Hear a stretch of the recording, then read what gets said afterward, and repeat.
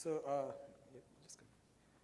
the next talk is asynchronous anytime sequential Monte Carlo. It's work from Brooks, Paige. Yeah, go ahead. Frank Wood, Arnaud Dossé, Yi-Wai Te, and the talk will be given by Brooks. Hello. Okay, thank you. Hi again, I am Brooks Paige. I'm a PhD student at the University of Oxford, supervised by Frank Wood. This is joint work with Frank Wood, Arnaud Dossé, and Yi-Wai Te. And so I'm pretty excited to tell you about asynchronous anytime sequential Monte Carlo, in which we present a new SMC algorithm, the particle cascade. So first, the basic structure of this talk. I'll begin by telling you how the particle cascade works, sort of broadly to develop intuition. And be aware that while at first introducing it, it may seem ad hoc, it's not, it's principled. So I'm going to start by reviewing sequential Monte Carlo in general. Then I'll show you the particle cascade, followed by theory and experimental results. For illustrative purposes, we'll use a toy space model as a kind of running example for performing inference. And this is really, I'd like to stress, this is for pedagogical purposes only. It's just to develop intuitions and show how it works. We want a model where we can easily visualize what's going on with our sampler and a model where we can know ground truth. And so here, if you can see, the green dots are data points, sequence of data points y, and we're estimating a latent state x, and the time axis n goes left to right there. And inference goals include things like estimating the latent state, predicting future data points at times n+1, estimating the marginal likelihood. The basic idea is we assume that, of sequential Monte Carlo, is we assume that sampling directly from the posterior distribution is intractable, and instead we approximate it using a weighted set of k particles. These k particles are samples drawn from a sequence of importance sampling proposal distributions, and our final posterior estimate representation is this weighted set of point masses. So here we have a green density turned on its side. That's a likelihood function. And as we run forward, when each particle arrives at the likelihood function, it's assigned an unnormalized importance weight. Particles in high probability regions have higher weights, and so on. Each path here is a particle with the size of the circle representing the particle weight. These normalized weights in the representation of a posterior, the lowercase w throughout, are proportional to the capital unnormalized weights, except for the normalized weights will sum to 1. The defining characteristic of sequential Monte Carlo, in contrast to simply importance sampling or sequential importance sampling for us, is this resampling step. So we just saw at time n equals 1. But after each likelihood evaluation, we'll have some particles with high weight and some with low weight. And informally, as we move forward to times n equals 2, 3, etc., we want to spend more resources exploring downstream paths of particles with a higher weight. We can sort of think of this as choosing a number of children for each particle. And so particles with low weight are discarded. That's these orange ones here. Particles with high weights are replicated more often. The better than average particles are replicated more often than worse than average particles. And so we can sort of see this here. There's a few properties to maybe draw attention to. One is, in most traditional sequential Monte Carlo resampling schemes, we'll see the number of particles after resampling is the same as the number of particles before. So here it's k equals 5 particles throughout. The other thing to notice is the weight of all the particles after resampling is exactly the same. So our new particles all have the same size circle there. Also, this is a synchronous operation. So while you can imagine maybe simulating your 5 particles there on the left in parallel up through the likelihood function and giving them weights, deciding how many children each particle should have requires looking at all of the other particles and waiting for them all to continue simulation. And so we proceed recursively through the data with SMC, iteratively simulating, weighting, and resampling. So here we arrive at another likelihood evaluation. We assign new weights accordingly and resample to simulate forward to n equals 3, and so on. Another point is once these particles arrive at the end of the system, having seen all the data points, all n points, the particle set is complete and inference is finished. We have the k particles that represent our posterior. For large k, this is a good representation, but there's 2 problems. One is the infinite particles won't fit in memory in any practical system, and the other is that barrier synchronizations at each of these resampling steps hurt overall performance. So this is now the fun part. We can look at SMC in action running on our toy state space model here. Again, vertical axis position, horizontal axis time. Each frame of this video is going to be 1 millisecond of actual time.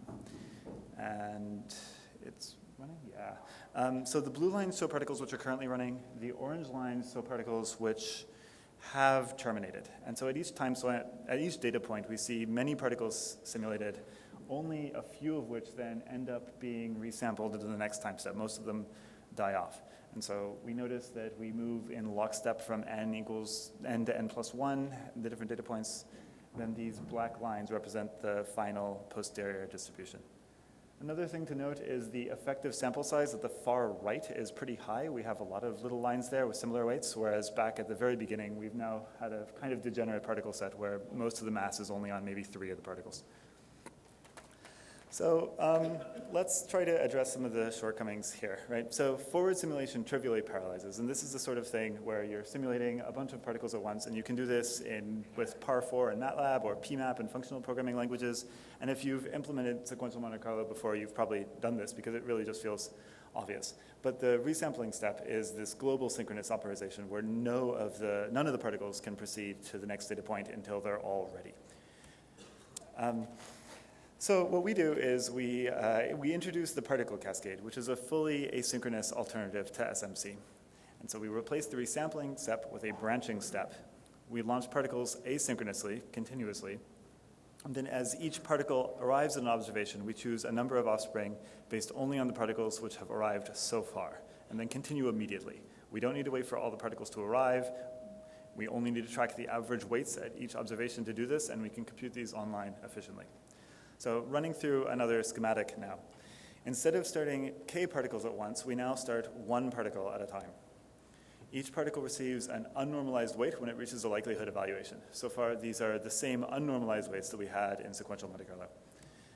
Now, however, things are different. So this first particle moves immediately on to time n equals 2, while we continue to launch new particles, additional particles at n equals 1. So in general, the number of children of particle k, we want sort of intuitively the same thing as before. More children for more surprising particles relative to the previous. And so we still choose the number of children to be based on basically the ratio of the weight of this particle to the average weight of all the particles, except for now it's the average weight of which other particles we've seen thus far. So the first particle will have 1 child, and then the second, third, fourth, et cetera, particles will have more or less depending on how well they're performing. So we launch new particles while other particles continue moving forward through the system. In contrast to standard SMC resampling, the total number of particles in the system is now stochastic. That's one difference. Down at the bottom, we see one of our low relative weight proposals has immediately terminated. Another difference from traditional SMC is now particles do not necessarily have the identical weight after resampling. So in our particular branching scheme, the outgoing weight of child particles is set to be exactly the running average weight at the time we choose the number of offspring. So now we proceed. We asynchronously simulate, weight, and branch, and this is analogous to standard SMC resampling procedures. But the barrier synchronization of the SMC is replaced by a queue at each of these steps. We continue to launch new particles from the beginning. Low weight particles die, and particles with higher than average weight have more than average numbers of offspring. Okay, so let's see what happens when we run this on our state space model. The behavior is really pretty distinct from that of traditional synchronous SMC, and it's pretty fun to watch. So here we are 1 millisecond in, and hopefully everyone in the back can see that blue line. But we have 1 particle which has continued on so far a few data points in. We've launched a few back on the very left at the beginning, some of which have already died. At 2 milliseconds, our first particle is now really partway through the system and has already made some branching decisions, and some of these branches have already even terminated. 3 milliseconds in, and our first particle has made it all the way through the system and finished. So we now have 1 sample, and we've established initial average weight estimates at every time step. This isn't a very good-looking sample, perhaps, but we don't really care. It's just the first, and its ultimate weight at the end of inference is only relevant in the context of all other particles which are going to finish. And so this is a valid sample, but it has incredibly small weight. As our average weight estimates get better, as we run more particles, then the relative weight of this initial crappy particle is going to go towards 0. And so now we'll animate this forward, slowed down dramatically for expositional clarity, launching more and more initial particles. We see the paths in progress right now in blue, we see the paths which have died, and we see our initial poor sample has been effectively replaced by one which is at least marginally better. What you can't see here in this visualization is that the average weight estimates are improving dramatically as we run more particles through the system. So as we continue forward, launching even more particles with slightly less artificial slowdown than before, the particle cascade starts to find higher quality paths. And we see here, like, both in the blue paths that we're proposing and in the paths that have finished. So this is really quite different looking than the SMC behavior. And so at this point, 2 seconds in, we really have high quality estimates of the average weights. And if we just keep running it, we just keep drawing more and more samples from the particle cascade. And this is where the sort of anytime aspect of this algorithm comes in. We can, in contrast to traditional SMC and something more along the lines of in MCMC methods, we can keep launching more and more new particles at the beginning and continuously improve the quality of our overall posterior estimate. So let's, a fun thing to do here is we're going to run this again, but only plot the running and surviving particles. And this is, again, at like a fairly fast speed. And so once we've computed good average weight statistics at each data point, we see really early termination of bad proposals. So as we run this forward, you remember when we stepped through the first initial slides, we had particles that were exploring kind of crazy places far away from the posterior. But once we have a decent estimate of these average weights, then particles which aren't really going to go down a useful path are rejected very, very quickly. And so we can just keep running this, running new particles from the beginning arbitrarily forever. You can run a particle filter now, a sequential Monte Carlo with as many particles as you could possibly want.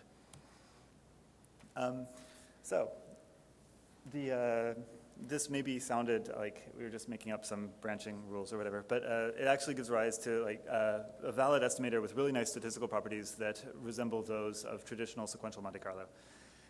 The first of which is it provides an unbiased estimate of the marginal likelihood, and the variance of this estimate decreases proportionally to the number of initial particles k naught. Unlike in sequential Monte Carlo, where we pick a k ahead of time and run k particles, k naught is not fixed. We can keep launching more and more particles and bring the variance of our estimator down arbitrarily small. Furthermore, because it's an unbiased estimator, particle cascade here forms a drop-in replacement for SMC in all pseudo-marginal methods, such as PMMC or PMMH, PIMH, particle MCMC methods, and so on. There's some experimental verification of this here. I'll show you 2 different models.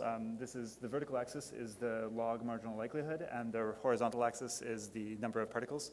And as we head to the right, you see them converge to the ground truth line in dashed red for a couple state space models. One is a hidden Markov model, and the other is a linear Gaussian. We have a similar result here for computing the mean squared error of, we have a similar result on the computing posterior expectations. So what generally really happens in practice is we have some test function psi, and we'd like to compute its expectation under the posterior. And so we have a Monte Carlo estimate of here. That's the weighted sum of evaluating it on our particle-based representation. And the mean squared error of our Monte Carlo estimate relative to the true expected value of psi under mild conditions also decreases as 1 over k naught. And so we can just keep running more initial particles in order to decrease the error. And here we see experimental confirmation of this as well on the same 2 state space models. The vertical axis is the mean squared error relative to ground truth posterior marginal path location. And the green dots, which are slightly hard to see, so the results from running a fixed number of particles in a single SMC sweep. So particle for particle, this actually performs comparably to sequential Monte Carlo while being faster. I'd like to point out that while we talked about this for state space models, this is really completely applicable to anything. We didn't use any sort of Markov assumption or anything, right? So we can run this on any probabilistic generative model we want. In particular, non-Markovian state spaces inference over non-Markovian state spaces is a lot like inference over the execution traces of probabilistic programs.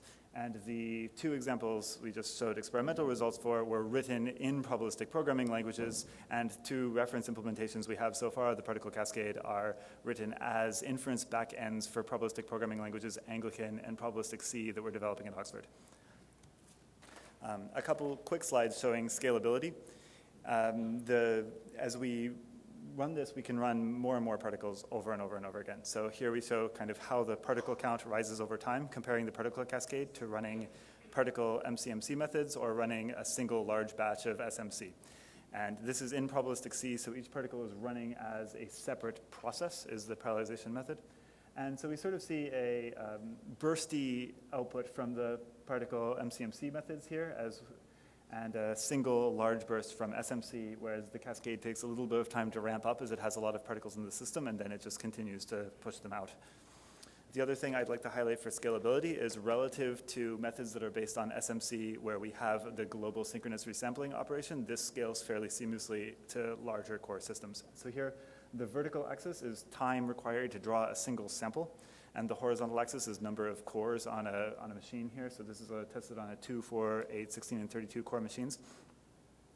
The thing to note is the blue bar for the particle cascade decreases monotonically as we add more cores into the system, whereas for the particle MCMC methods, this isn't necessarily the case. There's strictly diminishing returns. So I guess to summarize and finish up, the particle cascade is an asynchronous anytime drop-in replacement for MCMC. It's appropriate for general purpose inference. It has the added benefits of being anytime, such as MCMC, keep running indefinitely, stop when you're satisfied. It has no barrier synchronizations, which means we have increased particle throughput and better scalability as compared to traditional SMC. And thank you very much.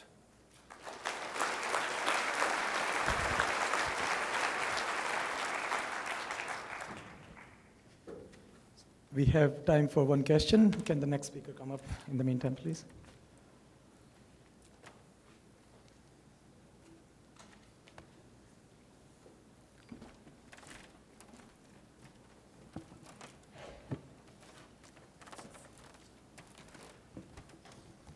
Okay. I'm not sure if this question makes sense, but for the state space model case, if you have a very long sequence, is it possible to add in elements to the cascade, not starting from the very beginning, but starting from somewhere in the middle or somewhere along the sequence in a valid way? Yeah, so you're saying if you're running this on streaming data, say. We're working on this, actually, yes. This is in progress. Okay. Thank you. Let's thank the speaker once again.